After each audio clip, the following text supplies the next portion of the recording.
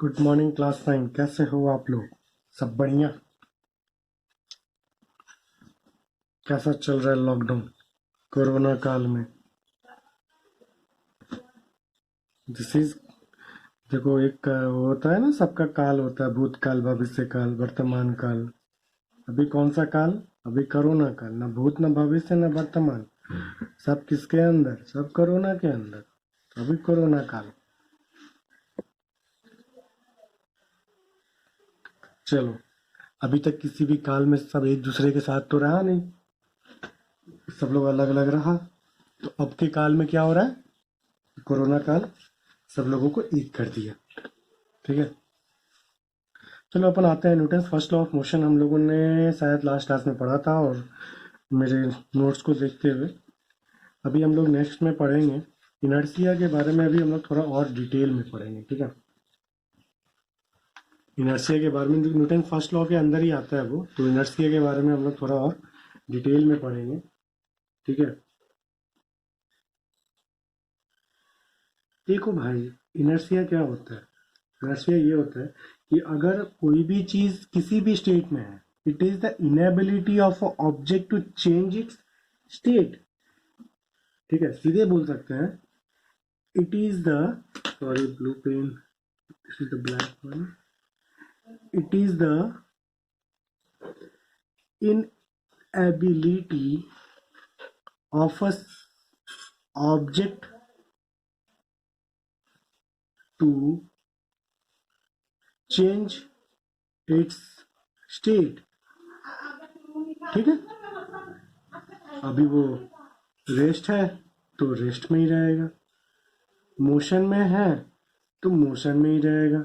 मतलब वो बॉडी का अपना प्रॉपर्टीज है। ठीक है, तो अभी आप लोग बोलेगा कि कोई, जैसे हम बहुत पहले भी इस चीज के बारे में डिस्कस कर लिए थे, तो चलो कोई बात नहीं, कोई चीज चल रहा है, चल रहा है, चल रहा है, वो चलता ही रह जाएगा आपके हिसाब से, एनर्जी के हिसाब से। लेकिन भाई साहब, उसमें एक फ्रिक्शनल फोर्स भी तो लग रहा है, तो आप उसमें कोई एक्सटर्नल फोर्स नहीं लगाएंगे तो क्या हो जाएगा? एक तो इंटरनल फोर्स एक ये तो आ रहा है, ठीक है, तो वो रुक जाता है वैसे। हाँ, लेकिन वो अगर फ्रिक्शनलेस सरफेस है तो वो कभी नहीं रुकेगा।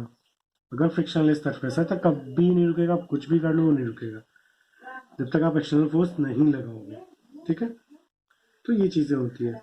तो इनर्शिया के अंदर ना हमारा तीन टाइप का स्टेट आता है। इनर्शिया के अंदर जो है हमारा, वो हमारा तीन टाइप का स्टेट होता है। द स्टेट ऑफ, पहला स्टेट होता है inertia of rest. Inertia of rest. दूसरा होता है हमारा inertia of motion, and the third one is inertia of direction। हमारा तीन चीजें होती है, एक रेस्ट होता है, एक मोशन होता है, और एक डायरेक्शन होता है। Inertia of rest, inertia of motion and inertia of direction होता है। ठीक है, तो अगर अपन रेस्ट की बात करेंगे तो इसमें क्या बोलेंगे? It is the inability of a body to change by itself of rest. मतलब किसी भी बॉडी, क्या बोलेंगे इसका सिंपली सी बात करें तो, inability inability of a body to change by itself its state of rest को, its state of rest को। अभी इनर्शिया ऑफ मोशन के बारे में हम क्या बोलेंगे? क्या किसको चेंज नहीं करने का? स्टेट ऑफ मोशन को वो चेंज नहीं कर पाएगा। और इनर्शिया ऑफ डायरेक्शन, ये चीज अपने को समझने का था। ठीक है, ये टॉपिक मेरे को स्टार्ट करने के पीछे ये रीजन था कि मेरे को ये चीज समझाना था, इनर्शिया ऑफ डायरेक्शन। एक चीज देखो भाई, कोई भी ऑब्जेक्ट ऐसे की ओर जा रहा है, ऐसे जा रहा, जा रहा, जा रहा, जा रहा, जा रहा, जा रहा, तो आखिर ये यहाँ पे जाने के बाद ये तो ऐसे जाना चाहता, ये ऐसे जाना चाहता था, ये ऐसे जाना चाहता था, या फिर ये ऐसे जाना चाहता था, तो ये आखिर हमारी तरफ क्यों मुड़ गया? जस्ट बिकॉज कि हम एक फोर्स को अप्लाई कर रहे हैं ना, हम लोग एक फोर्स अप्लाई कर रहे हैं। आप देखना, जैसे यहाँ पे से कोई एक बंदा, ठीक है, कोई चीज को फेंकता है, तो ये ऐसे जाता जाता जाता जाता जाता, लेकिन एक टाइम के बाद ये क्या होता है, नीचे की ओर क्यों आ रहा है? क्योंकि ये तो ग्रेविटेशन पुल लगा रहा है ना इस पे। ये ग्रेविटेशनल पुल की वजह से अपना जो धरती है, अपना जो अर्थ है, इसको खींच रहा है, इसलिए वह नीचे गिर रहा है। तो ये इनर्शिया क्या बोलता है, ये अपना डायरेक्शन नहीं चेंज करना चाहता है कभी भी। जो भी डायरेक्शन में है वो उसी डायरेक्शन में रहना चाहता है, क्योंकि इनर्शिया ही है वो अपने, it is the inability to change its state. तो डायरेक्शन भी वो नहीं चेंज करना पड़ चाहता है। बट ये डायरेक्शन होता है कैसे चेंज? ये डायरेक्शन हमारे जिद की वजह से होता है। हम एक उसमें फोर्स लगा दिया, ठीक है, हम उसमें फोर्स लगा दी, जिसकी वजह से क्या हो गया, वो डायरेक्शन चेंज हो जाता है। ठीक है, जैसे कि अगर अपन कोई भी चीज ले लो यार, एग्जाम्पल ही तुम देख लो ना, थ्रेड वाला एग्जाम्पल देख लो, ठीक है। यानी तो कभी वो चीज देखे हो, मैं बता रहा हूँ, कर्व मतलब पहाड़ी एरिया में जाओगे तो अगर ड्राइवर स्टीयरिंग को ना घुमाए तो क्या होगा? जय माता दी, चलो बुलावा आया है, माता के घर जाना है वाला हाल हो जाएगा। फिर तो मिलेंगे वैष्णो देवी में, तो वो वाला हाल हो जाएगा। तो वो क्या चाहता है कि वो स्ट्रेट ही मूव करना चाहता है। एग्जाम्पल छोड़ो, मतलब बॉडी हर एक पॉइंट पे स्ट्रेट मूव करेगा, ठीक है। बॉडी जो है,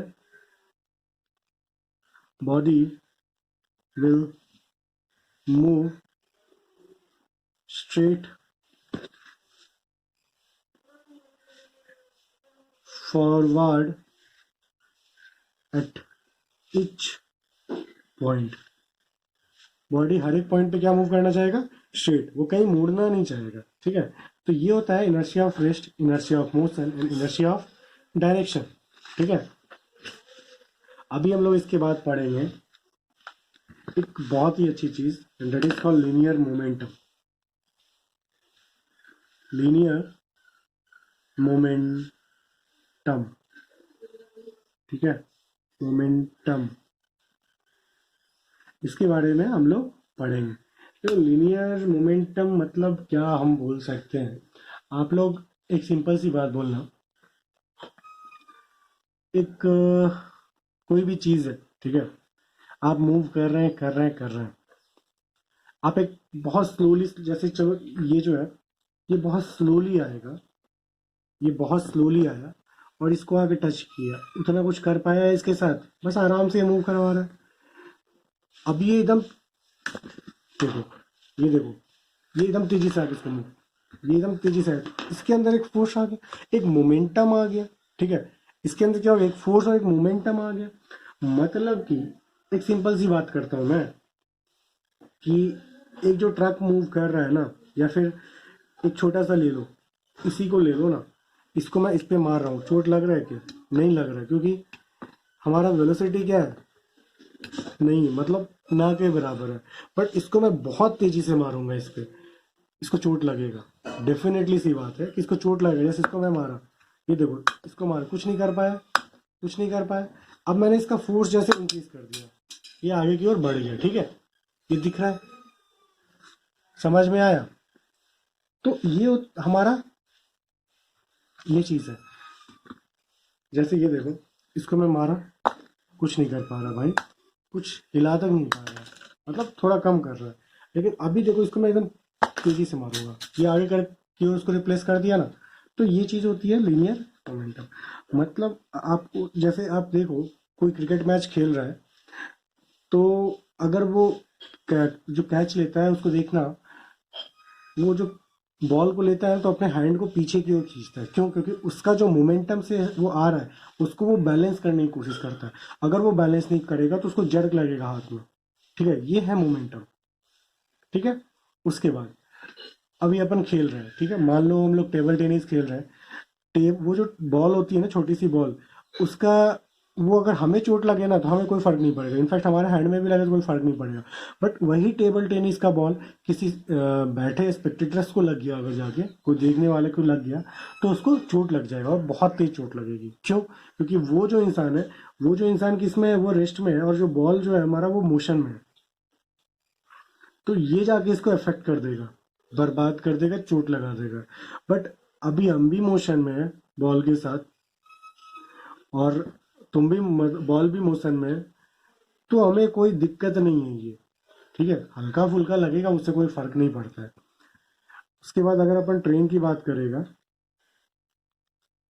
देखना जैसे आप इधर जा रहे हैं और आप दूसरा ट्रेन भी इधर जा रहा है, दोनों एक दूसरे को क्या लगेगा कि दोनों एक दूसरे के साथ सेम मेंटेन स्पीड में है, किसी को कोई दिक्कत नहीं, आपको एक दूसरे से इक्वली दिखेंगे, कोई अंतर नहीं दिखेगा। बट यही अगर अपोजिट डायरेक्शन में लगेगा तो ये लगेगा बहुत तेज चल रहा है हम लोग दोनों। क्यों? क्योंकि आपका अलग अलग डायरेक्शन में है। फिर एक छोटा सा एक रुई, मतलब यानी तो एक जाना, एक पत्थर लेना, उससे किसी चीज को मारना, कुछ नहीं होगा, एकदम तेजी से मारना, फिर देखो उस इंसान की मौत तक हो जाएगी। बुलेट में भी यही कॉन्सेप्ट होता है। अगर अपन बुलेट की बात करेंगे तो बुलेट में क्या कॉन्सेप्ट है, बुलेट में भी यही कॉन्सेप्ट है। वो देखो ऐसा कुछ होता है, इसका भाई इसका स्पीड जो है ना, इसका वेलोसिटी जो है ना, वो इतना हाई होता है कि आराम से किसी चीज को पेनिट्रेट करके उसके अंदर होल कर देगा, आराम से किसी चीज को पेनिट्रेट करके उसके अंदर होल कर देगा। तो ये चीज है हमारा मोमेंटम। ठीक है, तो आखिर ये मोमेंटम हमारा डिपेंड किस चीज पे कर रहा है? तो अभी हमने सिर्फ क्या क्या देखा,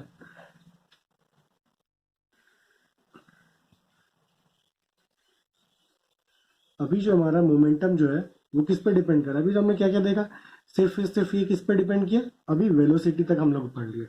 अब आते हैं हम लोग मोशन की बात करते हैं। एक चीज बताओ भाई, एक ट्रेन, एक ट्रक है, वो यहाँ कोई इंसान खड़ा है, आएगी इसको मार के जा सकती है, कितना भी धीरे धीरे आए। क्यों? क्योंकि इसका मास बहुत ज्यादा है। मान लो कि ये 5 मीटर पर सेकेंड के स्पीड से आ रही है, एक ट्रक है, और 5 मीटर पर सेकेंड के हिसाब से एक साइकिल है। तो ये जो है ना, ये एक्सीडेंट करेगी, और इस केस में आप डेड भी हो सकते हो, मर भी सकते हो। ये जो है, ये भी एक्सीडेंट करेगी, बट यहाँ पे कुछ नहीं होगा आपको। खुशी की बात है कि आपको कुछ नहीं होगा। ठीक है, तो ट्रक वाले केस में क्या, आप एक्सीडेंट कर गया, डेड हो गया, लेकिन साइकिल वाले केस में आप नहीं हुआ ना। क्यों नहीं हुआ? क्योंकि ट्रक का जो मास है ना, mass of truck is mass of cycle. जो मास ऑफ ट्रक है वो बहुत बहुत बहुत ज्यादा है साइकिल के मास से। ठीक है, साइकिल के मास से तो बहुत ज्यादा है। इसका मतलब क्या है कि मोमेंटम किस किस चीजों पे डिपेंड करती है? मोमेंटम हमारा मास और वेलोसिटी पे डिपेंड करती है। मोमेंटम क्या होता है हमारा, मास और वेलोसिटी पे डिपेंड करती है। ठीक है, इधर तक समझ में आया? आज की क्लास के लिए बस इतना ही।